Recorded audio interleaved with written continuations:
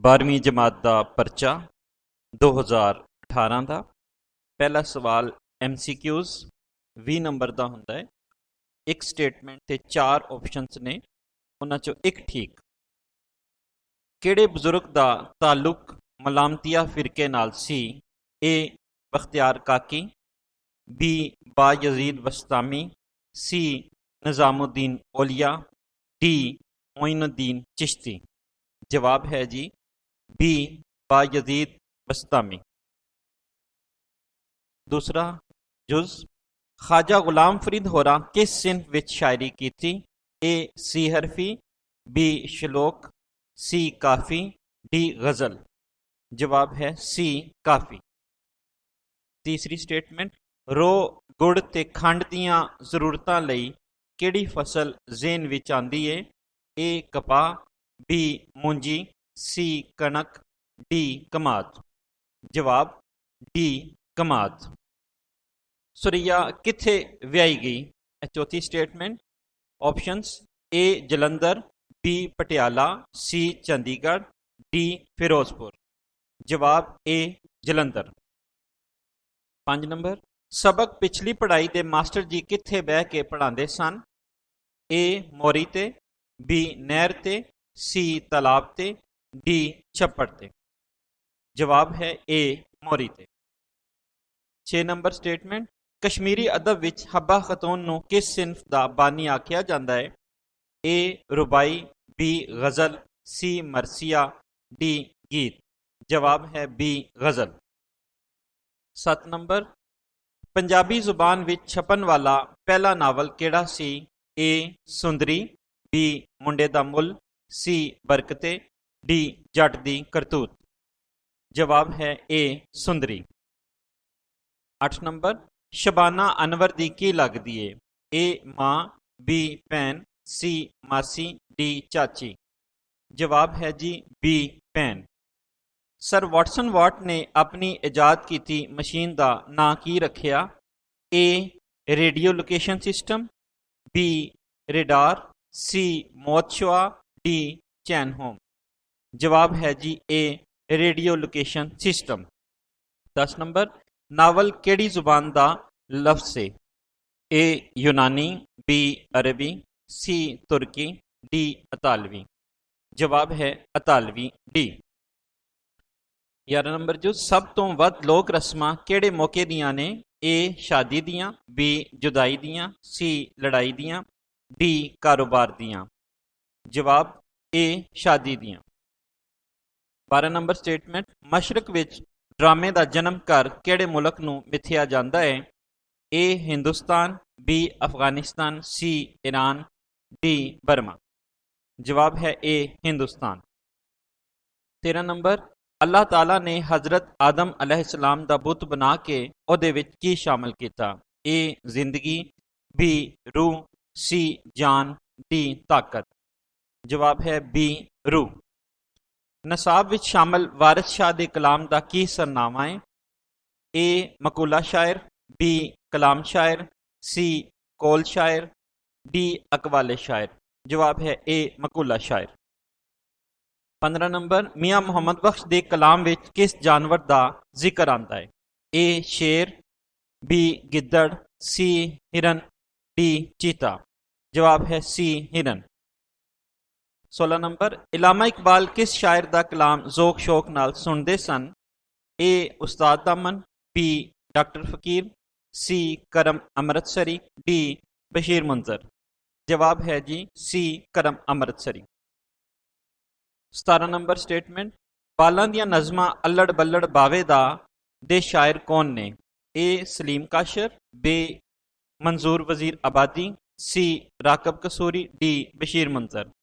जवाब है D Bashir मुंजर। 18 number Altaf Qureshi दी मादरी जुबान केड़ी सी? ए पंजाबी, बी कश्मीरी, सी पश्तो, डी हिंदी। जवाब है जी सी पश्तो। 19 नंबर शाह हुसैन ने चरखे नूं कादी अलामत बनाया है? ए जान, बी रूह, सी जिसम, डी सिर। जवाब है जी सी जिसम। ਅਲੀ ਮੁਹੰਮਦ ਮਲੂਕ ਦੀ ਅਸਲ ਪਛਾਣ ਕਿਸ ਸਿਨਫ ਪਾਰੋਂ ਹੈ?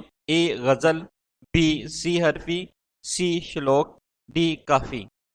ਜਵਾਬ ਹੈ ਜੀ ਏ ਗਜ਼ਲ। ਹੁਣ ਅਸੀਂ ਦੂਜੇ ਹਿੱਸੇ ਪਾਸੇ ਆਉਂਦੇ ਹਾਂ। ਪਹਿਲਾ ਸਵਾਲ ਖਤਮ ਹੋਇਆ। ਸਵਾਲ ਨੰਬਰ 2, ਥੱਲੇ ਦਿੱਤੇ ਸਵਾਲਾਂ ਵਿੱਚੋਂ ਕਿਸੇ 5 ਸਵਾਲਾਂ ਦੇ ਮੁਖਤਸਰ ਜਵਾਬ ਦਿਓ। ਹਰ ਸਵਾਲ ਦੇ 2 ਨੰਬਰ ਨੇ। ਦੁਨੀਆ ਦਾ ਕੁੱਲ ਰਕਬਾ ਕਿੰਨਾ ਹੈ? ਜ਼ਮੀਨ ਦੇ ਆਲਮਾਂ ਦੇ ਮੁਤਾਬਿਕ ਜ਼ਮੀਨ ਦਾ ਕੁੱਲ ਰਕਬਾ 30 ਅਰਬ ਏਕੜ ਹੈ, ਜਿਹਦਾ 3/10 ਹਿੱਸਾ ਖੁਸ਼ਕੀ ਤੇ ਬਾਕੀ ਸਭ ਪਾਣੀ ਹੈ। ਸਵਾਲ ਨੰਬਰ 2, ਤਸਵੁਫ ਤੋਂ ਕੀ ਮੁਰਾਦ ਹੈ? ਜਵਾਬ, ਦੀਨ ਦੀ ਅਮਲੀ ਸੂਰਤ ਨੂੰ ਤਸਵੁਫ ਕਿਹਾ ਜਾਂਦਾ ਹੈ। ਇਹਦੇ ਨਾਲ ਅੰਦਰਲੀ ਤੇ ਬਾਹਰਲੀ ਦੁਨੀਆ ਦਾ ਇਲਮ ਹੁੰਦਾ ਹੈ। ਸੂਫੀ ਉਹ ਹੁੰਦਾ ਹੈ ਜੋ ਦੀਨ ਦੀ ਰੂਹ ਨੂੰ ਅਮਲੀ ਤੌਰ ਤੇ ਅਪਣਾਉਂਦਾ ਹੈ। ਉਹ ਆਪਣੇ ਦਿਲ ਨੂੰ ਗੈਰ ਅੱਲਾਹ ਤੋਂ ਪਾਕ ਕਰ ਲੈਂਦਾ ਹੈ। ਤੀਸਰਾ ਸਵਾਲ, ਮਾਸਟਰ ਮਜੀਦੁੱਲਾ ਦੇ ਕਿਰਦਾਰ ਬਾਰੇ 3 ਜੁਮਲੇ ਲਿਖੋ। ਜਵਾਬ, ਮਜੀਦੁੱਲਾ ਪੇਸ਼ੇ ਵਜੋਂ ਮਾਸਟਰ ਹੈ ਤੇ ਉਹਨੇ BA BT ਕੀਤਾ ਹੋਇਆ ਸੀ। ਤਹਿਰੀਕੇ ਪਾਕਿਸਤਾਨ ਦੇ ਸਰਗਰਮ ਰੁਕਨ ਹੋਣ ਦੀ ਵਜ੍ਹਾ ਨਾਲ ਮਜੀਦ ਸ਼ਹਿਰ ਵਿੱਚ ਹੋਣ ਵਾਲੇ ਜਲਸੇ ਜਲੂਸਾਂ ਵਿੱਚ ਹਿੱਸਾ ਵੀ ਲੈਂਦਾ, ਜਿਸ ਕਰਕੇ ਆਪ ਨੂੰ ਗ੍ਰਿਫਤਾਰ ਵੀ ਕੀਤਾ ਗਿਆ। ਉਹਨਾਂ ਦਾ ਵਿਆਹ ਸੁਰਈਆ ਨਾਲ ਹੋਇਆ। ਮਾਈ ਕਰਮਾਂ ਵਾਲੀ ਨੇ ਉਹਨਾਂ ਨੂੰ ਮੂੰਹ ਬੋਲਿਆ ਪੁੱਤਰ ਬਣਾਇਆ ਹੋਇਆ ਸੀ। ਸਵਾਲ ਨੰਬਰ 4, ਰਾਕਬ ਕਸੂਰੀ ਨੇ ਨਾਤ ਗੋਈ ਕਿੱਥੇ ਰਹਿੰਦਿਆਂ ਸ਼ੁਰੂ ਕੀਤੀ? ਜਵਾਬ, ਸਰਹਿੰਦ ਵਿੱਚ ਕਿਆਮ ਦੇ ਦੌਰਾਨ ਰਾਕਬ ਕਸੂਰੀ ਦੇ ਦਿਲ ਵਿੱਚ ਹਜ਼ੂਰ ਪਾਕ ਦੀ ਮੁਹੱਬਤ ਤੇ ਅਕੀਦਤ ਪੈਦਾ ਹੋਈ ਤੇ ਆਪ ਨੇ ਨਾਤ ਗੋਈ ਨੂੰ ਆਪਣਾ ਹਯਾਤੀ ਦਾ ਮਕਸਦ ਬਣਾ ਲਿਆ। ਸਵਾਲ ਨੰਬਰ 5, ਮਸਨਵੀ ਸੈਫੁਲ ਮਲੂਕ ਅਜ਼ ਲੁਤਫ ਅਲੀ ਬਹਾਵਲਪੁਰੀ ਦਾ ਤਾਰਫ ਕਰਵਾਓ। ਜਵਾਬ, ਆਪ ਦੀ ਇਹ ਮਸ਼ਹੂਰ ਤਸਨੀਫ ਜਿਸ ਨੂੰ ਦੱਖਣੀ ਜ਼ੁਬਾਨ ਵਿੱਚ ਤਰਜਮਾ ਕੀਤਾ ਗਿਆ ਹੈ, ਆਪ ਨੇ ਅਰਬੀ ਤੇ ਫਾਰਸੀ ਦੇ ਅੱਖਰ ਵਰਤੇ ਤੇ ਮੰਜ਼ਰ ਨਗਾਰੀ ਦੇ ਲਿਹਾਜ਼ ਨਾਲ ਕਮਾਲ ਕਰ ਦਿੱਤਾ। ਸਵਾਲ ਨੰਬਰ 6, ਸ਼ਾਹ ਹੁਸੈਨ ਦੀ ਕਿਸੇ ਕਾਫੀ ਦੇ 2 ਮਿਸਰੇ ਲਿਖੋ। ਰੱਬਾ ਮੇਰੇ ਹਾਲ ਦਾ ਮਹਿਰਮ ਤੂੰ, ਅੰਦਰ ਤੂੰ ਹੈ ਬਾਹਿਰ ਤੂੰ, ਰੋਮ ਰੋਮ ਵਿੱਚ ਤੂੰ ਹੈ ਤਾਨਾ ਤੂੰ ਹੈ ਬਾਨਾ, ਸਭ ਕੁਛ ਮੇਰਾ ਤੂੰ, ਕਹੇ ਹੁਸੈਨ ਫਕੀਰ ਨਮਾਣਾ, ਮੈਂ ਨਾਹੀਂ ਸਭ ਤੋਂ।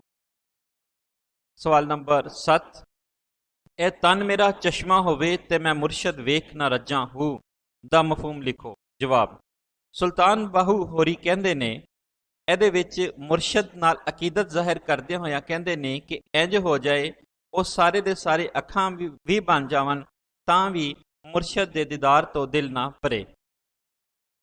ਸਵਾਲ ਨੰਬਰ 8, ਮਕੂਲਾ ਸ਼ਾਇਰ ਤੋਂ ਕੀ ਮੁਰਾਦ ਹੈ? ਮਕੂਲਾ ਸ਼ਾਇਰ ਤੋਂ ਮੁਰਾਦ ਹੈ, ਜਵਾਬ ਇਹਦਾ, ਮਕੂਲਾ ਸ਼ਾਇਰ ਤੋਂ ਮੁਰਾਦ ਹੈ ਸ਼ਾਇਰ ਦੀ ਆਖੀ ਹੋਈ ਗੱਲ ਹੁੰਦੀ ਹੈ ਜੋ ਕਿੱਸਾ ਲਿਖਣ ਵਾਲਾ ਆਪਣੇ ਕਿੱਸੇ ਵਿੱਚ ਆਪਣੇ ਜ਼ਾਤੀ ਵਿਚਾਰ ਤੇ ਇਜ਼ਹਾਰ ਵਾਸਤੇ ਬਿਆਨ ਕਰਨ ਲੱਗਦਾ ਹੈ, ਜਿਵੇਂ ਕਿ ਵਾਰਿਸ ਸ਼ਾਹ ਹੋਰਾਂ ਨੇ ਆਪਣੇ ਕਿੱਸੇ ਹੀਰ ਰਾਂਝੇ ਵਿੱਚ ਬਿਆਨ ਕੀਤਾ। ਸਵਾਲ ਨੰਬਰ 3, ਥੱਲੇ ਦਿੱਤੇ ਸਵਾਲਾਂ ਵਿੱਚੋਂ ਕਿਸੇ 5 ਸਵਾਲਾਂ ਦੇ ਮੁਖਤਸਰ ਜਵਾਬ ਲਿਖੋ। ਇਹ ਵੀ ਉਸੇ ਤਰ੍ਹਾਂ ਹੀ 10 ਨੰਬਰ ਦਾ ਸਵਾਲ ਹੈ। 2 ਨੰਬਰ ਦਾ ਇੱਕ ਸਵਾਲ ਹੋਏਗਾ, ਮੁਖਤਸਰ ਜਵਾਬ ਦੇਣੇ ਨੇ। ਪਹਿਲਾ ਸਵਾਲ, ਹੱਬਾ ਖਤੂਨ ਦੀ ਸ਼ਾਇਰੀ ਦੇ ਕਿਹੜੇ-ਕਿਹੜੇ ਮੌਜ਼ੂਆਤ ਨੇ? ਜਵਾਬ, ਹੱਬਾ ਖਤੂਨ ਤੋਂ ਪਹਿਲਾਂ ਕਸ਼ਮੀਰ ਦੀ ਸ਼ਾਇਰੀ ਵਿੱਚ ਤਸਵੁਫ ਪ੍ਰਧਾਨ ਸੀ। ਆਪ ਨੇ ਰੁਮਾਨੀ ਸ਼ਾਇਰੀ ਦੀ ਬੁਨਿਆਦ ਰੱਖੀ ਤੇ ਇਰਾਨੀ ਤਰਜ਼ ਦੀ ਗਜ਼ਲ ਆਖਣ ਦੀ ਰਵਾਇਤ ਦੀ ਬਾਨੀ ਬਣੀ। ਸਵਾਲ ਨੰਬਰ 2, ਸਲੀਮ ਕਾਸ਼ਰ ਦੀ ਸ਼ਾਇਰੀ ਦੀਆਂ ਖਸੂਸੀਆਤ ਬਿਆਨ ਕਰੋ। ਸਲੀਮ ਕਾਸ਼ਰ ਅਜਿਹੇ ਸ਼ਾਇਰ ਨੇ ਜਿਨ੍ਹਾਂ ਨੇ ਰਵਾਇਤ ਤੇ ਜਦੀਦੀਅਤ ਨੂੰ ਇੱਕਮਿਕ ਕਰ ਦਿੱਤਾ। ਆਪ ਦੀ ਸ਼ਾਇਰੀ ਨੂੰ ਜ਼ੁਬਾਨ ਦੀ ਚਾਸ਼ਨੀ ਨੇ ਨਿਖਾਰਿਆ ਤੇ ਜਜ਼ਬਾਤ ਬਹੁਤ ਸ਼ਿੱਦਤ ਦੇ ਅੰਦਾਜ਼ ਦੇ ਨਾਲ ਆਪ ਨੇ ਬਿਆਨ ਕੀਤੇ। ਨਜ਼ਮ ਸੁੱਕੇ ਪਾਤਰ ਦੇ ਲਿਖਾਰੀ ਦਾ ਨਾਂ ਦੱਸੋ ਤੇ ਉਸ ਦਾ ਮਰਕਜ਼ੀ ਖਿਆਲ ਵੀ ਬਿਆਨ ਕਰੋ। ਜਵਾਬ, ਸੁੱਕੇ ਪਾਤਰ ਦੇ ਸ਼ਾਇਰ ਦਾ ਨਾਂ ਇਕਬਾਲ ਸਲਾਹੁਦੀਨ ਹੈ। ਦਰਖਤਾਂ ਦੇ ਐਬ ਸੁੱਕੇ ਪੱਤਰ ਹੁੰਦੇ ਨੇ ਜੋ ਹਵਾ ਦੇ ਇੱਕ ਹਲੌਣੇ ਨਾਲ ਝੜ ਜਾਂਦੇ ਨੇ ਤੇ ਮਿੱਟੀ ਵਿੱਚ ਰਲ ਕੇ ਦਰਖਤ ਨੂੰ ਬੇਐਬ ਕਰ ਦਿੰਦੇ ਨੇ। ਪਰ ਭੈੜੇ ਅਮਲਾਂ ਵਾਲਾ ਬੰਦਾ ਆਪਣੇ ਭੈੜੇ ਅਮਲ ਛੱਡਣ ਲਈ ਤਿਆਰ ਨਹੀਂ ਹੁੰਦਾ, ਭਾਵੇਂ ਉਹ 100 ਵਾਰ ਜ਼ਿੰਦਗੀ ਵਿੱਚ ਹਲੌਣੇ ਖਾਂਦਾ ਰਹੇ। ਸਵਾਲ ਨੰਬਰ 4, ਰਾਜੋ ਨੇ ਗੱਲਾਂ ਕਰਦਿਆਂ ਮਾਸਟਰ ਜੀ ਨੂੰ ਕੀ ਆਖਿਆ? ਉਹਨੇ ਆਖਿਆ, ਕਿ ਬਾਲਾਂ ਨੂੰ ਹਾਲੇ ਤੱਕ ਲਿਖਣਾ ਪੜ੍ਹਨਾ ਤਾਂ ਆਇਆ ਨਹੀਂ, ਪਰ ਤੁਸੀਂ ਪੁਰਾਣੇ ਹੋ, ਇਸ ਲਈ ਪਿਛਲੀ ਪੜ੍ਹਾਈ ਵਾਸਤੇ ਤੁਹਾਨੂੰ ਹੀ ਚੰਗਾ ਸਮਝਦੀ ਹਾਂ। ਸਵਾਲ ਨੰਬਰ 5, ਸਫ਼ਰਨਾਮਾ ਬਾਰੇ ਜਾਣਕਾਰੀ ਦਿਓ। ਜਵਾਬ, ਇੱਕ ਚੰਗੇ ਸਫ਼ਰਨਾਮੇ ਵਿੱਚ ਸਿਆਹ ਦੀ ਅੱਖ, ਮੁਅਰਖ ਦੀ ਸੋਚ ਤੇ ਅਦੀਬ ਦਾ ਕਲਮ ਹੁੰਦਾ ਹੈ। ਸਫ਼ਰਨਾਮਾ ਇੱਕ ਮਹਿੰਗੀ ਸਿਨਫ ਹੈ, ਕਿਉਂ ਜੇ ਦੂਜੇ ਮੁਲਕ ਦੀ ਸੈਰ ਵਾਸਤੇ ਦੌਲਤ ਤੇ ਫੁਰਸਤ ਦੀ ਲੋੜ ਹੁੰਦੀ ਹੈ, ਫਿਰ ਹੀ ਜਾ ਕੇ ਇਸ ਸੈਰ ਦੇ ਸਾਰੇ ਹਾਲਾਤ ਲਿਖੇ ਜਾਂਦੇ ਨੇ। ਸਵਾਲ ਨੰਬਰ 6, ਯੂਸਫ ਸ਼ਾਹ ਚੱਕ ਕਿਸ ਕਿਸਮ ਦਾ ਹੁਕਮਰਾਨ ਸੀ? ਜਵਾਬ, ਯੂਸਫ ਸ਼ਾਹ ਚੱਕ ਕਸ਼ਮੀਰ ਦਾ ਅਜਿਹਾ ਸੁਲਤਾਨ ਸੀ ਜੋ ਸ਼ਾਇਰਾਂ, ਅਦੀਬਾਂ ਤੇ ਆਲਮਾਂ ਦੀ ਬੜੀ ਕਦਰ ਕਰਦਾ ਸੀ। ਸਵਾਲ ਨੰਬਰ 7, ਮਾਸਟਰ ਜੀ ਦੇ ਕਈ ਸ਼ਾਗਿਰਦ ਜਵਾਨ ਹੋ ਕੇ ਕੀ ਕਰਦੇ ਸਨ? ਜਵਾਬ, ਮਾਸਟਰ ਜੀ ਦੇ ਕਈ ਸ਼ਾਗਿਰਦ ਜਵਾਨ ਹੋ ਕੇ ਅਮੀਰ ਕਬੀਰ ਹੋ ਚੁੱਕੇ ਸਨ ਤੇ ਉਹ ਮਾਸਟਰ ਜੀ ਕੋਲੋਂ ਇੰਜ ਲੰਘ ਜਾਂਦੇ ਜਿਵੇਂ ਉਹਨਾਂ ਨੂੰ ਸਿਆਣਦੇ ਹੀ ਨਾ ਹੋਣ। ਸਵਾਲ ਨੰਬਰ 8, ਤਹਿਕੀਕ ਦੀ ਤਾਰੀਫ ਕਰੋ। ਜਵਾਬ, ਤਹਿਕੀਕ ਦਾ ਅਰਬੀ ਮਾਦਾ ਹੱਕ ਹੈ, ਕਾਫ ਹੈ, ਜਿਹਦਾ ਮਤਲਬ ਹੈ ਤਵੱਜੋ ਨਾਲ ਲੱਭਣਾ ਜਾਂ ਦੁਬਾਰਾ ਲੱਭਣਾ। ਪੰਜਾਬੀ ਵਿੱਚ ਇਸ ਨੂੰ ਖੋਜ ਆਖਦੇ ਨੇ, ਜਦ ਕਿ ਅੰਗਰੇਜ਼ੀ ਵਿੱਚ ਇਸ ਨੂੰ ਰਿਸਰਚ ਆਖਿਆ ਜਾਂਦਾ ਹੈ। ਸਵਾਲ ਨੰਬਰ 4, ਥੱਲੇ ਦਿੱਤੇ ਸਵਾਲਾਂ ਵਿੱਚੋਂ ਕਿਸੇ 5 ਸਵਾਲਾਂ ਦੇ ਜਵਾਬ ਦਿਓ। ਪਹਿਲਾ ਸਵਾਲ, ਰੇਡਾਰ ਦੇ ਫਾਇਦਿਆਂ ਉੱਤੇ ਚਾਨਣ ਪਾਓ। ਜਵਾਬ, ਰੇਡੀਓ ਜਹਾਜ਼ਾਂ ਨੂੰ ਰਾਸਤਾ ਦੱਸਦਾ ਹੈ, ਯਾਨੀ ਰੇਡਾਰ ਜਿਹੜਾ ਹੈ ਉਹ ਜਹਾਜ਼ਾਂ ਨੂੰ ਰਾਸਤਾ ਦੱਸਣ ਲਈ ਵਰਤਿਆ ਜਾਂਦਾ ਹੈ। ਨੰਬਰ 2, ਚੰਗੇ ਜਾਂ ਭੈੜੇ ਮੌਸਮ ਦੀ ਪਹਿਲੇ ਤੋਂ ਹੀ ਜਾਣਕਾਰੀ ਦੇਣ ਵਾਸਤੇ ਰੇਡਾਰ ਨੂੰ ਵਰਤਿਆ ਜਾਂਦਾ ਹੈ। ਜੁਜ਼ ਨੰਬਰ 2, ਨਸ਼ੇ ਦੀ ਵਜ੍ਹਾ ਤੋਂ ਅਨਵਰ ਦਾ ਕੀ ਅੰਜਾਮ ਹੋਇਆ? ਜਵਾਬ, ਨਸ਼ੇ ਦੀ ਵਜ੍ਹਾ ਤੋਂ ਅਨਵਰ ਘਰ ਨੂੰ ਲੁੱਟਣੋਂ ਬਾਜ਼ ਨਾ ਆਇਆ, ਉਹ ਘਰ ਨੂੰ ਲੁੱਟਣ ਲੱਗ ਪਿਆ ਤੇ ਅਖੀਰ ਬੇਘਰ ਹੋ ਕੇ ਮੌਤ ਦੀ ਵਾਦੀ ਵਿੱਚ ਚਲਾ ਗਿਆ। ਜੁਜ਼ ਨੰਬਰ 3, ਸ਼ਬਾਨਾ ਨੇ ਆਪਣੇ ਨਿੱਕੇ ਭਰਾ ਆਫਤਾਬ ਬਾਰੇ ਕੀ ਫੈਸਲਾ ਕੀਤਾ? ਸ਼ਬਾਨਾ ਆਪਣੇ ਨਿੱਕੇ ਭਰਾ ਆਫਤਾਬ ਬਾਰੇ ਇਹ ਫੈਸਲਾ ਕਰਦੀ ਏ ਕਿ ਕਿਸੇ ਮੌਤ ਦੇ ਸੁਦਾਗਰ ਨੂੰ ਉਹਦੀਆਂ ਰਗਾਂ ਵਿੱਚ ਨਸ਼ੇ ਦਾ ਜ਼ਹਿਰ ਨਹੀਂ ਭਰਨ ਦੇਗੀ ਤੇ ਆਪਣੇ ਭਰਾ ਨੂੰ ਆਉਣ ਵਾਲੇ ਵੇਲੇ ਵਾਸਤੇ ਚਾਨਣ ਬਣਾ ਲਵੇਗੀ, ਐਸੇ ਲਈ ਉਹ ਉਹਨੂੰ ਆਪਣੀ ਬੁੱਕਲ ਵਿੱਚ ਲੁਕੋ ਲੈਂਦੀ। ਜੁਜ਼ ਨੰਬਰ 4, ਪੰਜਾਬ ਦੀਆਂ ਲੋਕ ਰਸਮਾਂ ਕਿੰਨੀਆਂ ਕਿਸਮਾਂ ਦੀਆਂ ਨੇ? ਜਵਾਬ, ਪੰਜਾਬ ਦੀਆਂ ਲੋਕ ਰਸਮਾਂ 3 ਕਿਸਮਾਂ ਦੀਆਂ ਨੇ। ਖੁਸ਼ੀ ਦੀਆਂ ਰਸਮਾਂ, ਗਮੀ ਦੀਆਂ ਰਸਮਾਂ, ਆਮ ਰਹਿਤਲੀ ਰਸਮਾਂ। ਜੁਜ਼ ਨੰਬਰ 5, ਭੈੜੀਆਂ ਲੋਕ ਰਸਮਾਂ ਦੇ ਕੀ ਨੁਕਸਾਨ ਨੇ? ਭੈੜੀਆਂ ਲੋਕ ਰਸਮਾਂ ਇਨਸਾਨ ਨੂੰ ਮਕਰੂਜ਼ ਕਰ ਦਿੰਦੀਆਂ ਨੇ ਤੇ ਇਹ ਇਨਸਾਨਾਂ ਤੇ ਬਿਲਾ ਵਜ੍ਹਾ ਦਾ ਭਾਰ ਸਾਬਤ ਹੁੰਦੀਆਂ ਨੇ। ਜੁਜ਼ ਨੰਬਰ 6, ਡਾਢੇ ਦਾ 7ਵੀਆਂ ਸੌ ਤੋਂ ਕੀ ਮੁਰਾਦ ਹੈ? ਇਸ ਤੋਂ ਮੁਰਾਦ ਹੈ ਕਿ ਜ਼ਾਲਮ ਤੇ ਤਾਕਤਵਰ ਆਪਣੀ ਮਰਜ਼ੀ ਨਾਲ ਸਭ ਕੁਝ ਕਰਦਾ ਹੈ, ਉਹਦੇ ਜ਼ੁਲਮ ਅੱਗੇ ਕੋਈ ਨਹੀਂ ਬੋਲ ਸਕਦਾ, ਇਸ ਲਈ ਉਹ 20 ਜ਼ਰਬ 7 ਨੂੰ 140 ਦੀ ਥਾਂ 100 ਗਿਣ ਲੈਂਦਾ ਹੈ ਤੇ ਮਾੜੇ ਦਾ ਇਸਤਹਿਸਾਲ ਕਰਦਾ ਰਹਿੰਦਾ ਹੈ। ਜੁਜ਼ ਨੰਬਰ 7, ਨਜ਼ਮ ਮੱਤਾਂ ਵਿੱਚ ਸ਼ਾਇਰ ਨੇ ਕੀ ਕੀ ਨਸੀਹਤਾਂ ਕੀਤੀਆਂ ਨੇ? ਜਵਾਬ, ਸ਼ਾਇਰ ਆਖਦਾ ਹੈ, ਜੇ ਜ਼ਿੰਦਗੀ ਨੂੰ ਸਕੂਨ ਨਾਲ ਗੁਜ਼ਾਰਨਾ ਹੈ ਤਾਂ ਦੁਨੀਆ ਦੀ ਲਾਲਚ ਨੂੰ ਮੁਕਾਉਣਾ ਪਏਗਾ ਤੇ ਲਾਲਚ ਨੂੰ ਦਿਲੋਂ ਕੱਢ ਕੇ ਨੇਕੀ ਦੀ ਰਾਹ ਵੱਲ ਤੁਰਨਾ ਪਵੇਗਾ। ਜੁਜ਼ ਨੰਬਰ 8, ਲੋਕ ਗੀਤ ਥਾਲ ਦੇ ਆਖਰੀ ਬੋਲ ਕੀ ਹੁੰਦੇ ਨੇ? ਜਵਾਬ, ਲੋਕ ਗੀਤ ਥਾਲ ਦੇ ਆਖਰੀ ਬੋਲ ਹੁੰਦੇ ਨੇ, ਆਲ ਮਾਲ ਪੂਰਾ ਹੋਇਆ ਥਾਲ। ਹਿੱਸਾ 2 ਇੰਸ਼ਾਇਆ ਹਿੱਸੇ 'ਚ ਚਲੇ ਜਾਂਦੇ ਹਾਂ ਅਸੀਂ। ਸਵਾਲ ਨੰਬਰ 5, 15 ਨੰਬਰ ਤਾਂ ਹੁੰਦਾ ਸੈਕਿੰਡ ਈਅਰ ਦੇ ਵਿੱਚ। ਥੱਲੇ ਦਿੱਤੇ ਹੋਏ ਨਸਰੀ ਪੈਰੇ ਦੀ ਤਸ਼ਰੀਹ ਸਿਆਕੋ ਸਬਾਕ ਦੇ ਹਵਾਲੇ ਨਾਲ ਕਰੋ। ਲਿਖਾਰੀ ਤੇ ਕਹਾਣੀ ਦਾ ਨਾਮ ਵੀ ਲਿਖੋ। ਪੈਰਾਗ੍ਰਾਫ ਪਹਿਲੇ ਪੜ੍ਹਨੇ ਆ। ਰੋਜ਼ ਵਾਂਗ ਉਸ ਦਿਨ ਵੀ ਉਹ ਪੀੜੀ ਢਾਹ ਕੇ ਸ਼ਾਗਿਰਦਾਂ ਦੀ ਕਤਾਰ ਦੇ ਸਾਹਮਣੇ ਬੈਠੇ ਰੋਬਦਾਰ ਆਵਾਜ਼ ਨਾਲ ਸਬਕ ਰਟਾ ਰਹੇ ਸਨ। ਗਰਮੀਆਂ ਦਾ ਲੋਢਾ ਵੇਲਾ ਹੌਲੀ ਹੌਲੀ ਤਰਕਾਲਾਂ ਵੱਲ ਵੱਧ ਰਿਹਾ ਸੀ ਕਿ ਕਿਸੇ ਐਨ ਸਿਰ ਤੇ ਖਲੋ ਕੇ ਮੁੱਕੇ ਦੀ ਤਰ੍ਹਾਂ ਇਸਲਾਮ ਮਾਰਿਆ, ਉਹਨਾਂ ਦਾ ਕਮਜ਼ੋਰ ਦਿਲ ਕੰਬ ਗਿਆ। ਜਵਾਬ, ਹਵਾਲਾ ਮਤਨ ਵੱਖਰੀ ਵੱਖਰੀ ਲਾਈਨ 'ਚ ਲਿਖਾਂਗੇ। ਸਬਕ ਪਿਛਲੀ ਪੜ੍ਹਾਈ, ਲਿਖਾਰਨ, ਫਰਖੰਦਾ ਲੋਧੀ, ਸਿਆਕੋ ਸਬਾਕ ਜਾਂ ਅਗੜ ਪਿਛਰ। ਇਸ ਕਹਾਣੀ ਵਿੱਚ ਮਾਸਟਰ ਜੀ ਹੋਰਾਂ ਦੇ ਪਿਛਲੀ ਪੜ੍ਹਾਈ ਨੂੰ ਮੌਜੂ ਬਣਾਇਆ ਗਿਆ ਹੈ। ਉਹਨਾਂ ਨੇ 25 ਵਰਿਆਂ ਤੋਂ ਮੋਰੀ ਕੰਢੇ ਆਪਣਾ ਡੇਰਾ ਲਾਇਆ ਹੈ, ਜਿੱਥੇ ਉਹ ਮੁਹੱਲੇ ਦੇ ਬਾਲਾਂ ਨੂੰ ਪਿਛਲੀ ਪੜ੍ਹਾਈ ਕਰਵਾ ਰਹੇ ਨੇ। ਰਫੀਕ ਦੀ ਮਾਂ ਆਪਣੇ 2 ਬਾਲਾਂ ਨੂੰ ਮਾਸਟਰ ਜੀ ਕੋਲ ਪੜ੍ਹਨੇ ਤੇ ਪਾ ਗਈ, ਪਰ ਉਹ ਫੀਸ ਦੇਣ ਦੀ ਥਾਂ ਮਾਸਟਰ ਹੋਰਾਂ ਨੂੰ ਬਾਹਰੋਂ ਘੜੀ ਮੰਗਵਾ ਕੇ ਦੇਣ ਦਾ ਲਾਰਾ ਲਾ ਰਹੀ ਹੈ। ਇਹ ਪੈਰਾਗ੍ਰਾਫ ਸਬਕ ਦੇ ਸ਼ੁਰੂ ਵਿੱਚੋਂ ਲਿਆ ਗਿਆ, ਜਿਹਦੇ ਵਿੱਚ ਲਿਖਾਰਨ ਨੇ ਮਾਸਟਰ ਹੋਰਾਂ ਦੇ ਰੋਜ਼ ਦੇ ਮਾਮੂਲ ਤੇ ਰਫੀਕ ਦੀ ਆਮਦ ਨੂੰ ਬਿਆਨ ਕੀਤਾ ਹੈ ਤੇ ਉਹ ਆ ਕੇ ਮਾਸਟਰ ਹੋਰਾਂ ਨੂੰ ਸਲਾਮ ਕਰਦਾ ਹੈ।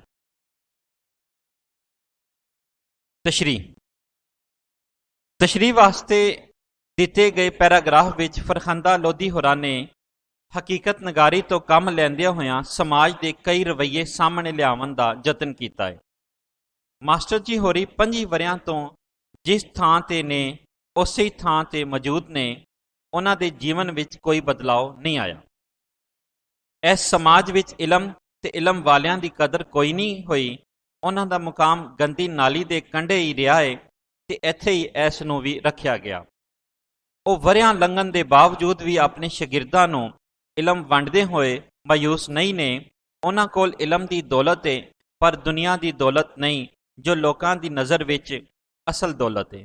ਇਸ ਪਾਰੋਂ ਉਹ ਗਰੀਬ ਨੇ, ਜਦ ਕਿ ਪੁਰਾਣੀਆਂ ਸ਼ੈਵਾਂ ਵੇਚ-ਵੇਚ ਕੇ ਲੁੰਡੇ ਮਿਸਤਰੀ ਦਾ ਪੁੱਤ ਅਨੈਤ ਵੇਖਦਿਆਂ ਵੇਖਦਿਆਂ ਅਮੀਰ ਕਬੀਰ ਹੋ ਚੁੱਕਿਆ ਹੈ।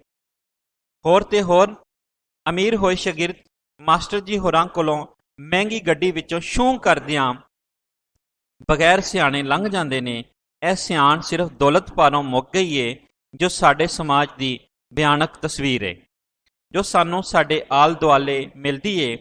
ਗਰਮੀਆਂ ਦਾ ਲੋਢਾ ਵੇਲਾ ਹੌਲੀ ਹੌਲੀ ਸ਼ਾਮ ਵੱਲ ਵਧਣਾ ਇੱਕ ਅਜਿਹੀ ਅਲਾਮਤ ਏ ਜੋ ਇਲਮ ਵਾਲਿਆਂ ਨੂੰ ਮੁੱਕਦਿਆਂ ਵਿਖਾ ਰਹੀ ਏ। ਇਸ ਮਾਸਟਰ ਜੀ ਜੋ ਗਲੀ ਦਾ ਕੱਖ ਬਣ ਕੇ ਰਹਿ ਗਏ ਨੇ, ਉਹਨਾਂ ਦੀ ਬੋਲ ਚਾਲ ਵਿੱਚ ਨਰਮੀ ਤੇ ਹੱਦੋਂ ਵੱਧ ਸ਼ਰਾਫਤ ਏ, ਜਿਸ ਨੂੰ ਦੌਲਤ ਵਾਲੇ ਲਾਚਾਰਗੀ ਸਮਝਦੇ ਨੇ। ਇਸ ਤਰ੍ਹਾਂ ਸਮਾਜ ਨੇ ਦੌਲਤ ਦੀ ਅਣਹੋਂਦ ਪਾਰੋਂ ਮਾਸਟਰ ਜੀ ਦੇ ਲਹਿਜੇ ਵਿੱਚ ਇਤਮਾਦ ਨਹੀਂ ਆਣ ਦਿੱਤਾ, ਜਦ ਕਿ ਇਹ ਇਤਮਾਦ ਰਫੀਕ ਦੇ ਕੋਲ ਏ, ਜੋ ਮਾਸਟਰ ਜੀ ਨੂੰ ਰੋਹਬਦਾਰ ਆਵਾਜ਼ ਨਾਲ ਸਲਾਮ ਕਰਦਾ ਏ, ਜੋ ਮੁੱਕੇ ਦੀ ਤਰ੍ਹਾਂ ਲੱਗਦਾ ਏ ਤੇ ਮਾਸਟਰ ਹੋਰਾਂ ਦਾ ਕਮਜ਼ੋਰ ਦਿਲ ਕੰਬ ਜਾਂਦਾ ਹੈ। ਫਰਖੰਦਾ ਲੋਧੀ ਹੋਰਾਂ ਨੇ ਇਸ ਕਹਾਣੀ ਅੰਦਰ ਮਾਨਿਆਂ ਦਾ ਜਿਹੜਾ ਜਹਾਨ ਵਸਾਇਆ ਹੈ, ਉਹ ਸਭ ਨੂੰ ਸੋਚਣ ਦੀ ਪ੍ਰੇਰਨਾ ਦਿੰਦਾ ਹੈ। ਇੱਕ ਗੱਲ ਨੋਟ ਕਰ ਲਓ, ਸਿਆਕੋ ਸਬਾਕ ਵਿੱਚ ਬੋਲਿਆ ਗਿਆ ਸੀ ਕਿ ਇਹ ਸਬਕ ਦੇ ਸ਼ੁਰੂ ਵਿੱਚੋਂ ਲਿਆ ਗਿਆ। ਇਹ ਪੈਰਾਗ੍ਰਾਫ ਸਬਕ ਦੇ ਸ਼ੁਰੂ ਚੋਂ ਨਹੀਂ ਲਿਆ ਗਿਆ, ਸਗੋਂ ਸਬਕ ਦੇ ਦਰਮਿਆਨ ਦੇ ਬਾਅਦੋਂ ਲਿਆ ਗਿਆ ਔਰ ਅਖੀਰ ਤੋਂ ਪਹਿਲੇ ਥੋੜੀ ਦੇਰ ਪਹਿਲੇ ਦਾ ਇਹ ਪੈਰਾਗ੍ਰਾਫ ਹੈ। ਸਵਾਲ ਨੰਬਰ 6, ਥੱਲੇ ਦਿੱਤੇ ਸ਼ੇਰਾਂ ਦੀ ਤਸ਼ਰੀਹ ਕਰੋ। ਸ਼ਾਇਰ ਦਾ ਨਾਂ ਤੇ ਨਜ਼ਮ ਦਾ ਸਰਨਾਮਾ ਵੀ ਲਿਖੋ। ਯਾਦ ਰੱਖੋ ਕਿ ਨਜ਼ਮ ਦਾ ਸਰਨਾਮਾ ਲਿਖਣ ਦੇ 2 ਨੰਬਰ ਨੇ, ਤਸ਼ਰੀਹ ਦੇ 3 ਨੰਬਰ, 13 ਨੰਬਰ ਨੇ। ਨਜ਼ਮ ਪੜ੍ਹਨੇ ਆ, ਜਿਹੜਾ ਸ਼ੇਰ ਦਿੱਤੇ ਨੇ। ਭਲਾ ਹੋਏ ਤੇ ਭਲਾ ਮੋਏ ਤੇ ਵਿਛੜੇ ਕੌਣ ਮਿਲੇ, ਐਵੇਂ ਜਿਉੜਾ ਲੋਕ ਬੁਲਾਉਂਦਾ ਈ। ਇੱਕ ਬਾਸ ਤੋਂ ਕਾਉ ਨੇ ਕੂੰਜ ਖੋਈ, ਵੇਖਾਂ ਚੁੱਪ ਹੈ ਕਿ ਕੁਰਲਾਂਦਾ ਈ। ਕਈ ਬੋਲ ਕੇ ਸ਼ਾਖ ਉਮਰ ਦੀ, ਤੇ ਇੱਥੇ ਆਲ ਨਾ ਕਿਸੇ ਨਾ ਪਾਇਆ ਈ। ਕਈ ਹੁਕਮ ਤੇ ਜ਼ੁਲਮ ਕਮਾ ਚਲੇ, ਨਾਲ ਕਿਸੇ ਨਾ ਸਾਥ ਲਦਾਇਆ ਈ। ਸ਼ਾਇਰ ਦਾ ਨਾਂ ਹੈ ਵਾਰਿਸ ਸ਼ਾਹ। ਨਜ਼ਮ ਦਾ ਸਰਨਾਮਾ ਮਕੂਲਾ ਸ਼ਾਇਰ। ਤਸ਼ਰੀਹ, ਇਹਨਾਂ ਸ਼ੇਰਾਂ ਵਿੱਚ ਵਾਰਿਸ ਸ਼ਾਹ ਹੋਰਾਂ ਨੇ ਵਿਛੋੜੇ ਤੇ ਮੌਤ ਨੂੰ ਬਿਆਨ ਕੀਤਾ ਹੈ।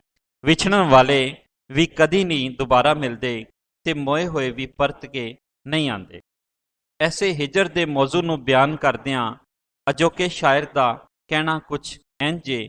ਇੱਕ ਦਿਨ ਸੀ ਹਿਜਰ ਦੇ ਸਾਲ ਵਰਗਾ, ਅਸੀਂ ਦਿਨ ਨਹੀਂ ਸਾਲਾਂ ਦੇ ਸਾਲ ਵੇਖੇ। ਸ਼ਾਇਰ ਦਾ ਨਾਂ ਹੈ ਤਜਮੁਲ ਕਲੀਮ। ਇਹ ਹਿਜਰ, ਇਹ ਵਿਛੋੜਾ ਇਸ਼ਕ ਦੀਆਂ ਰਾਵਾਂ ਵਿੱਚ ਚਰਨਾ ਪੈਂਦਾ ਹੈ ਤੇ ਸਮਾਜ ਆਪਣਾ ਭਰਪੂਰ ਕਿਰਦਾਰ ਅਦਾ ਕਰਦਾ ਹੈ। ਇਹ ਸਮਾਜ ਦੀ ਰੋਕ ਟੋਕ ਹੀ ਹੈ ਜੋ ਹਿਜਰ ਤੇ ਵਿਛੋੜੇ ਨੂੰ ਜਨਮ ਦਿੰਦੀ ਹੈ, ਤਾਂ ਅਸਲ ਵਸਲ ਦੀ ਉਡੀਕ ਹੀ ਬਸ ਮੁਕੱਦਰ ਹੋ ਜਾਂਦੀ। ਮਜਾਜ਼ੀ ਇਸ਼ਕ ਦੇ ਵਿੱਚ ਆਸ਼ਿਕ ਤੇ ਮਹਿਬੂਬ ਵਿੱਚ ਵਸਲ ਜਾਂ ਮਿਲਾਪ ਦੀ ਤਾਂਘ ਹੀ ਜਿਉਂਦਾ ਰੱਖਦੀ ਹੈ ਤੇ ਜੀਵਨ ਨੂੰ ਹੋਰ ਸੋਹਣਾ ਬਣਾਈ ਹੋਈ ਰੱਖਦੀ ਹੈ। ਵਾਰਿਸ ਸ਼ਾਹ ਹੋਰੀ ਦੱਸਦੇ ਨੇ ਕਿ ਵਿਛੜੇ ਹੋਏ ਲੋਕੀ ਭਲਾ ਕਿਦੋਂ ਮਿਲਦੇ ਨੇ। ਪਰ ਹੋਰ ਲੋਕ ਦਿਲ ਨੂੰ ਤਸੱਲੀ ਦਿੰਦੇ ਰਹਿੰਦੇ ਨੇ ਜੋ ਸਿਰਫ ਝੂਠੀਆਂ ਤਸੱਲੀਆਂ ਤੋਂ ਵੱਖ ਹੋਰ ਕੁਝ ਨਹੀਂ ਹੁੰਦਾ। ਜਦੋਂ ਹੀਰ ਤੇ ਰਾਂਝੇ ਦੇ ਵਿਚਕਾਰ ਹਿਜਰ ਦਾ ਵੇਲਾ ਸੀ, ਇਹ ਸ਼ੇਰ ਉਸ ਵੇਲੇ ਮਕੂਲਾ ਸ਼ਾਇਰ ਦੇ ਤੌਰ ਤੇ ਲਿਖੇ ਗਏ, ਕਿਉਂਕਿ ਕਿੱਸਾ ਜਿਹੜਾ ਮੁਸਲਸਲ ਚੱਲਦਾ ਪਿਆ ਹੈ, ਹੀਰ ਤੇ ਰਾਂਝੇ ਦੀ ਰੋਮਾਨਵੀ ਦਾਸਤਾਨ, ਉਹਦੇ ਵਿੱਚ ਜਦੋਂ ਹਿਜਰ ਦਾ ਵੇਲਾ ਆਉਂਦਾ ਹੈ ਤੇ ਸ਼ਾਇਰ ਨੇ ਹਿਜਰ, ਉਹਨਾਂ ਦੀ ਹਿਜਰ ਬਿਆਨ ਕਰਦੇ ਹੋਏ ਇੱਕ ਇਨਫਰਾਦੀ ਨੂੰ ਇਜਤਮਾਈ ਖੂਬੀ ਦੇ ਨਾਲ ਜਿਹੜਾ ਉਹ ਬਿਆਨ ਕੀਤਾ। ਇਹ ਬਿਲਕੁਲ ਇੰਝ ਹੀ ਹੈ ਜਿਵੇਂ ਕੋਈ ਬਾਜ਼ ਕੋਲੋਂ, ਜਿਵੇਂ ਜਦੋਂ ਕੋਈ ਤਸੱਲੀਆਂ ਝੂਠੀਆਂ ਦਿੰਦਾ ਹੈ ਤੇ ਉਹ ਇੰਝ ਹੀ ਹੈ ਜਿਵੇਂ ਕੋਈ ਬਾਜ਼ ਕੋਲੋਂ ਉਹਦੀ ਸ਼ਿਕਾਰ ਕੀਤੀ ਹੋਈ ਕੂੰਜ ਖੋਹ ਲਵੇ ਤੇ ਉਹ ਚੁੱਪ ਨਹੀਂ ਰਹੇਗਾ ਤੇ ਉਹ ਚੀਕ ਚਹਾਰਾ ਕਰੇਗਾ। ਇਸੇ ਤਰ੍ਹਾਂ ਆਸ਼ਿਕ ਵੀ ਆਪਣੇ ਮਹਿਬੂਬ ਵਾਸਤੇ ਤੜਪੇਗਾ ਤੇ ਉਹਦੇ ਵਾਸਤੇ ਦਿਨ ਰਾਤ ਹਿਜਰ ਹੀ ਹਿਜਰ ਰਹਿ ਜਾਏਗਾ। ਉਹਦੇ ਲਈ ਤੇ ਇੰਝ ਸੀ ਜਿਵੇਂ ਸੁੱਤੇ ਤੇ ਫਿਰ ਜਾਗ ਪਏ, ਰਾਤ ਹਿਜਰ ਦੀ ਮੇਰੇ ਘਰ ਤੋਂ ਮਹਿਕ ਮਹਿਕ ਕੇ ਲੰਘਦੀ ਏ। ਅਮਜਦ ਇਸਲਾਮ ਅਮਜਦ ਦਾ ਸ਼ੇਰ ਹੈ ਜੀ। ਉਂਝ ਸ਼ੇਰ ਵਾਰਿਸ ਸ਼ਾਹ ਹੋਰਾਂ ਨੇ ਹੀਰ ਦੀ ਜੁਦਾਈ ਵਿੱਚ ਤੜਪਦੇ ਹੋਏ ਰਾਂਝੇ ਬਾਰੇ ਲਿਖੇ ਨੇ, ਜੋ ਬਾਲਨਾਥ ਦੇ ਡੇਰੇ ਉੱਪਰ ਆ ਕੇ ਜੋਗੀ ਬਣਿਆ ਬੈਠਿਆ ਹੀਰ ਦੇ ਮਿਲਣ ਦੀ ਆਸ ਜਗਾਈ ਬੈਠਾ ਹੈ। ਦੂਜੇ ਸ਼ੇਰ ਵਿੱਚ ਵਾਰਿਸ ਸ਼ਾਹ ਹੋਰਾਂ ਦੁਨੀਆ ਉੱਤੇ ਆਰਜ਼ੀ ਕਿਆਮ ਨੂੰ ਮੌਜੂ ਬਣਾਇਆ ਹੈ। ਇਹ ਦੁਨੀਆ ਜਿਹਦੇ ਵਿੱਚ ਕਈ ਵੱਡੇ ਵੱਡੇ ਹੁਕਮਰਾਨ ਆਏ, ਉਹਨਾਂ ਦੇ ਹੁਕਮ ਚੱਲਦੇ ਰਹੇ, ਪਰ ਉਹਨਾਂ ਨੂੰ ਵੀ ਮੌਤ ਨੇ ਫਨਾ ਕਰ ਦਿੱਤਾ। ਇੱਥੇ ਹਮੇਸ਼ਾ ਹਮੇਸ਼ਾ ਕਿਸੇ ਨੇ ਨਹੀਂ ਰਹਿਣਾ। ਇਹ ਇੱਕ ਆਰਜ਼ੀ ਟਿਕਾਣੇ ਤੋਂ ਵੱਧ ਹੋਰ ਕੁਝ ਨਹੀਂ ਹੈ।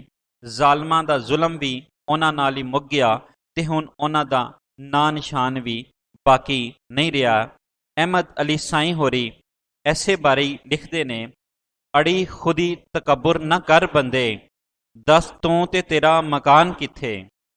ਅੜੀ ਖੁਦੀ ਤਕਬਰ ਨਾ ਕਰ ਬੰਦੇ, ਦੱਸ ਤੂੰ ਤੇ ਤੇਰਾ ਮਕਾਨ ਕਿੱਥੇ। ਉਹ ਦਾਰਾ ਸਿਕੰਦਰ ਨਮਰੂਦ ਮਿਟ ਗਏ, ਦੱਸ ਉਹਨਾਂ ਦਾ ਨਾਮ ਉਹ ਨਿਸ਼ਾਨ ਕਿੱਥੇ। ਸ਼ਾਇਰ ਦਾ ਨਾਂ ਅਹਿਮਦ ਅਲੀ ਸਾਈਂ। ਵਾਰਿਸ ਸ਼ਾਹ ਹੋਰਾਂ ਨੇ ਬੜੇ ਸੋਹਣੇ ਅੰਦਾਜ਼ ਨਾਲ ਦੁਨੀਆ ਦੇ ਫਾਨੀ ਹੋਣ ਦਾ ਜ਼ਿਕਰ ਕੀਤਾ ਹੈ ਤੇ ਇਨਸਾਨ ਨੂੰ ਆਪਣੀ ਆਖਰਤ ਨੂੰ ਸਵਾਰਨ ਦੀ ਪ੍ਰੇਰਨਾ ਦਿੱਤੀ ਹੈ, ਜਿਸ ਨਾਲ ਉਹਨੂੰ ਦੋਨਾਂ ਜਹਾਨਾਂ ਵਿੱਚ ਕਾਮਯਾਬੀ ਮਿਲੇਗੀ। ਸਵਾਲ ਨੰਬਰ 7 ਹੈ ਜੀ, ਪਿਛਲੀ ਪੜ੍ਹਾਈ ਜਾਂ ਪੰਜਾਬੀ ਨਸਰ ਦੀਆਂ ਵੰਡਾਂ ਦਾ ਖੁਲਾਸਾ ਲਿਖੋ। ਜਵਾਬ, ਪਿਛਲੀ ਪੜ੍ਹਾਈ ਦਾ ਖੁਲਾਸਾ। ਨੋਟ, ਪਿਛਲੀ ਪੜ੍ਹਾਈ ਟਿਊਸ਼ਨ ਦੀ ਪੜ੍ਹਾਈ ਨੂੰ ਕਹਿੰਦੇ ਨੇ। ਖੁਲਾਸੇ ਸ਼ੁਰੂ ਕਰਨੇ ਆ। ਮਾਸਟਰ ਜੀ ਹੋਰਾਂ ਨੂੰ ਗਲੀ ਵਿੱਚ ਪੜ੍ਹਾਉਂਦਿਆਂ 25 ਵਰ੍ਹੇ ਬੀਤ ਚੁੱਕੇ ਨੇ। ਇਸ 25 ਵਰ੍ਹਿਆਂ ਦੌਰਾਨ ਗਲੀ ਦੀ ਕਈ ਵਾਰ ਹਾਲਤ ਬਦਲੀ, ਪਰ ਮਾਸਟਰ ਜੀ ਉੱਥੇ ਹੀ ਗੰਦੀ ਨਾਲੀ ਦੇ ਕੰਢੇ ਬਾਲਾਂ ਨੂੰ ਪੜ੍ਹਾਉਂਦੇ ਰਹੇ। ਰਾਜੋ ਜੋ ਉਸ ਗਲੀ ਵਿੱਚ ਝਾੜੂ ਫੇਰਨ ਆਂਦੀ ਸੀ, ਉਸ ਨੂੰ ਮਾਸਟਰ ਜੀ ਉੱਤੇ ਤਰਸ ਆਂਦਾ। ਜਦੋਂ ਵੇਖਦੀ ਉਹਨਾਂ ਨੂੰ ਬਾਲਾਂ ਨੂੰ ਪੜ੍ਹਾਉਣ ਦਾ ਸ਼ੌਕ ਸੀ, ਪਰ ਬਾਲਾਂ ਦਾ ਧਿਆਨ ਪੜ੍ਹਾਈ ਵੱਲ ਘੱਟ ਤੇ ਅਸਮਾਨੀ ਉੱਡਦੀਆਂ ਪਤੰਗਾਂ ਵੱਲ ਬਹੁਤਾ ਹੁੰਦਾ। ਮਾਸਟਰ ਜੀ ਇਸ ਵੇਲੇ ਬੇਬਸ ਜੇ ਹੁੰਦੇ ਤੇ ਉਹ ਹੱਸਦੀ ਤੇ ਫਿਰ ਇੰਨੀ ਜ਼ੋਰ ਕੇ ਝਾੜੂ ਫੇਰਦੀ ਕਿ ਗੰਦ ਦੀਆਂ ਛਿੱਟਾਂ ਮਾਸਟਰ ਜੀ ਉੱਪਰ ਵੀ ਪੈਂਦੀਆਂ, ਪਰ ਉਹ ਸ਼ਰੀਫ ਆਦਮੀ ਅੱਗੋਂ ਚੁੱਪ, ਕਿਉਂ ਜੋ ਜਾਣ ਗਏ ਸਨ ਕਿ ਅਗਰ ਉਹ ਬੋਲਦੇ ਤਾਂ ਰਾਜੋ ਨੇ ਆਪਣੇ 2 ਮੁੰਡੇ ਜੋ ਮਾਸਟਰ ਜੀ ਕੋਲ ਪੜ੍ਹਦੇ ਸਨ ਉਹ ਹਟਾ ਲੈਣੇ ਸੀ ਤੇ ਮਾਸਟਰ ਜੀ ਨੂੰ 40 ਰੁਪਏ ਦਾ ਨੁਕਸਾਨ ਹੋਣਾ ਸੀ। ਇਹ ਸਭ ਵੇਖਦਿਆਂ ਹੀ ਤਾਂ ਮਾਸਟਰ ਜੀ ਕਹਿੰਦੇ ਹੁੰਦੇ ਸਨ, ਪੈਸਾ ਪਸਤੌਲ ਹੁੰਦਾ ਏ ਤੇ ਆਪਣਾ ਲਾਇਸੈਂਸ ਆਪ। ਇਸ ਨੂੰ ਸਾਰੇ ਖੂਨ ਮਾਫ ਹੁੰਦੇ ਨੇ। ਮਾਸਟਰ ਜੀ ਦੇ ਕਈ ਸ਼ਾਗਿਰਦ ਪੜ੍ਹ ਲਿਖ ਕੇ ਜਵਾਨ ਹੋ ਕੇ ਕੰਮਾਂ ਕਾਰਾਂ ਵਿੱਚ ਰੁੱਝ ਗਏ। ਜਦੋਂ ਮਾਸਟਰ ਹੋਰਾਂ ਕੋਲੋਂ ਆਪਣੀ ਗੱਡੀ ਵਿੱਚ ਛੂੰ ਕਰਕੇ ਲੰਘਦੇ ਤਾਂ ਮਾਸਟਰ ਜੀ ਦਾ ਦਿਲ ਖੁਸ਼ ਹੋ ਜਾਂਦਾ। ਮਾਸਟਰ ਜੀ ਕੋਲੋਂ ਜਦੋਂ ਬਾਲਾਂ ਦੀਆਂ ਮਾਵਾਂ ਇਲਮ ਦੀ ਖੈਰਾਤ ਦਾ ਸਵਾਲ ਕਰਦੀਆਂ ਤਾਂ ਉਹਨਾਂ ਨੂੰ ਇੰਝ ਲੱਗਦਾ ਉਸ ਵੇਲੇ ਉਹਨਾਂ ਦੇ ਹੱਥਾਂ ਵਿੱਚ ਵੇਲਾ। ਪਰ ਮਾਸਟਰ ਜੀ ਨੂੰ ਕਦੇ ਲੁੰਡੇ ਮਿਸਤਰੀ ਦਾ ਪੁੱਤਰ ਅਨੈਤ ਨਹੀਂ ਸੀ ਭੁੱਲ ਸਕਿਆ, ਜੋ ਮਾਸਟਰ ਹੋਰਾਂ ਨੂੰ ਪੜ੍ਹ ਕੇ ਵੱਡਾ ਆਦਮ, ਜਦੋਂ ਮਾਸਟਰ ਜੀ ਉਹਨਾਂ ਨੂੰ ਪੜ੍ਹ ਕੇ ਉਸ ਨੂੰ ਪੜ੍ਹ ਕੇ ਵੱਡਾ ਆਦਮੀ ਬਣਨ ਤੇ ਨਸੀਹਤ ਕਰਦਿਆਂ ਕਹਿੰਦੇ ਕਿ ਪੜ੍ਹ ਲੈ, ਵੱਡਾ ਆਦਮੀ ਬਣ ਜਾਏਗਾ, ਤਾਂ ਉਹ ਮਾਸਟਰ ਨੂੰ ਕਹਿੰਦਾ, ਤੁਸੀਂ ਵੱਡੇ ਆਦਮੀ ਕਿਉਂ ਨਹੀਂ ਬਣੇ, ਤੁਸੀਂ ਸਿਰਫ ਮਾਸਟਰ ਜੀ ਹੋ, ਸਿਰਫ ਮਾਸਟਰ। ਉਸ ਵੇਲੇ ਮਾਸਟਰ ਜੀ ਲਾਜਵਾਬ ਹੋ ਗਏ। ਅਨੈਤ ਨੇ ਕਬਾੜੀਏ ਦੀ ਦੁਕਾਨ ਪਾਈ ਤੇ ਉਸ ਤੋਂ ਚੋਖਾ ਮਾਲ ਕਮਾਉਣ ਲੱਗ ਪਿਆ, ਜਿਸ ਕਰਕੇ ਘਰ ਵਿੱਚ ਖੁਸ਼ਹਾਲੀ ਆ ਗਈ ਤੇ ਅਨੈਤ ਦੀ ਮਾਂ ਵੀ ਜਿਵੇਂ ਇੱਕ ਵਾਰ ਫਿਰ ਜਵਾਨੀ ਆ ਗਈ। ਉਹ ਪਹਿਲੇ ਤੋਂ ਵੱਧ ਸੋਹਣੀ ਲੱਗ ਪਈ। ਉਹਦੇ ਅੰਦਰ ਅਜਿਹਾ ਇਤਮਾਦ ਆ ਗਿਆ ਜੋ ਮਾਸਟਰ ਜੀ ਨੂੰ ਹੱਥ ਵਿੱਚ ਸੋਟੀ ਫੜ ਕੇ ਵੀ ਨਹੀਂ ਮਿਲਿਆ। ਇੱਕ ਦਿਨ ਅਨੈਤ ਦੀ ਮਾਂ अपना 8वां पुत्र भी मास्टर जी को पढ़न वास्ते छड्ड गई ते आकड़ के आखन लगी कि ਉਹਦੇ 2 पुत्र बाहर गए हुए ने जो ਉਸ ਨੂੰ colour television VCR tape record वगैरह कली ਜਾਂਦੇ ਨੇ। ऐसे ही आकड़ ਵਿੱਚ आखन लगी कि ਉਹ 20 ਦੀ ਥਾਂ 30 रुपए देवेगी। पर कई महीने गुजर गए ਤਾਂ ਵੀ ਉਸ ਨੇ पूरी फीस अदा ना की। ਜਦੋਂ मास्टर जी ने पैसों की मंग की ਤਾਂ ਅੱਗੋਂ ਸੁਣਾਵਣ लगी कि ਅਸੀਂ ਕਿਹੜੇ ਨਸ਼ੇ जा रहे हैं। ਉਹ ਆਪਣੇ ਵੱਡੇ ਮੁੰਡੇ ਰਫੀਕ ਨੂੰ ਕਹੇਗੀ ਕਿ ਮਾਸਟਰ ਜੀ ਵਾਸਤੇ ਘੜੀ ਲਿਆ ਦੇਵੇ। ਮਾਸਟਰ ਜੀ ਮੁੰਡਿਆਂ ਨੂੰ ਪਿਛਲੀ ਪੜ੍ਹਾਈ ਕਰਵਾਉਂਦੇ ਰਹੇ ਤੇ ਆਪਣੇ ਸ਼ਾਗਿਰਦਾਂ ਦੀ ਤਰੱਕੀ ਨੂੰ ਵੇਖ ਕੇ ਉਹ ਬਹੁਤ ਖੁਸ਼ ਹੁੰਦੇ ਰਹੇ। ਇੱਕ ਦਿਨ ਗਰਮੀਆਂ ਦੇ ਲੋਢੇ ਵੇਲੇ ਰਫੀਕ ਨੇ ਰੋਹਬਦਾਰ ਆਵਾਜ਼ ਨਾਲ ਸਲਾਮ ਕੀਤਾ ਕਿ ਮਾਸਟਰ ਜੀ ਦਾ ਕਮਜ਼ੋਰ ਦਿਲ ਕੰਬ ਗਿਆ। ਇਹ ਹੀ ਰਫੀਕ ਸੀ ਜੋ ਬਾਹਰੋਂ ਵੱਖ-ਵੱਖ ਕੀਮਤੀ ਸ਼ੈਵਾਂ ਘੱਲ ਰਿਹਾ ਸੀ। ਉਹਦੇ ਵਰਤਾਵੇ ਤੇ ਪਹਿਨਾਵੇ ਤੋਂ ਲੱਗਦਾ ਸੀ ਕਿ ਉਹ ਐਸ਼ ਵਿੱਚ ਏ। ਕੁਝ ਦੇਰ ਗੱਲਾਂ ਬਾਤਾਂ ਤੋਂ ਬਾਅਦੋਂ ਉਸ ਨੇ ਗੁੱਟ ਤੇ ਲੱਗੀ ਘੜੀ ਵੇਖਦਿਆਂ ਹੀ ਦੱਸਿਆ ਕਿ ਉਸ ਨੇ ਕਿਸੇ ਨੂੰ ਟਾਈਮ ਦਿੱਤਾ ਹੋਇਆ। ਮਾਸਟਰ ਜੀ ਨੇ ਡਿਜੀਟਲ ਘੜੀ ਵੱਲ ਵੇਖਿਆ ਤਾਂ ਉਹਨੂੰ ਯਾਦ ਆਇਆ ਕਿ ਰਫੀਕ ਦੀ ਮਾਂ ਵੀ ਪੂਰੇ ਸਾਲ ਤੋਂ ਘੜੀ ਦਾ ਲਾਰਾ ਲਾ ਕੇ ਟਿਊਸ਼ਨ ਫੀਸ ਵੀ ਨਹੀਂ ਸੀ ਦੇ ਰਹੀ। ਅੱਜ ਦੀ ਸ਼ਾਮ ਮਾਸਟਰ ਜੀ ਦਾ ਦਿਲ ਅੰਨੇ ਖਾਲੀ ਖੂਹ ਵਿੱਚ ਡਿੱਗ ਪਿਆ। ਸਾਰੇ ਬਾਲਾਂ ਨੇ ਆਪਣਾ ਸਬਕ ਯਾਦ ਕਰਦਿਆਂ ਹੋਇਆਂ ਉੱਚੀ ਉੱਚੀ ਬੋਲਣਾ ਸ਼ੁਰੂ ਕਰ ਦਿੱਤਾ। ਅਲਿਫ ਬੇ ਅਬ, ਤੇ ਜ਼ਬਰ ਬੇ ਤਬ, ਰੇ ਜ਼ਬਰ ਬੇ ਰਬ ਤੇ ਲਾਮ ਜ਼ਬਰ ਬੇ ਲਬ ਦੀ ਥਾਂ ਬਾਲਾਂ ਨੇ ਲਬ ਲਬ ਬੋਲਣਾ ਸ਼ੁਰੂ ਕਰਤਾ, ਜਿਸ ਨੂੰ ਮਾਸਟਰ ਜੀ ਨੇ ਠੀਕ ਕਰਵਾਇਆ। ਪਰ ਸਾਰੇ ਬਾਲਾਂ ਨੇ ਰੋਲਾ ਪਾ ਦਿੱਤਾ, ਅਬ ਤਬ ਰਬ ਲਬ।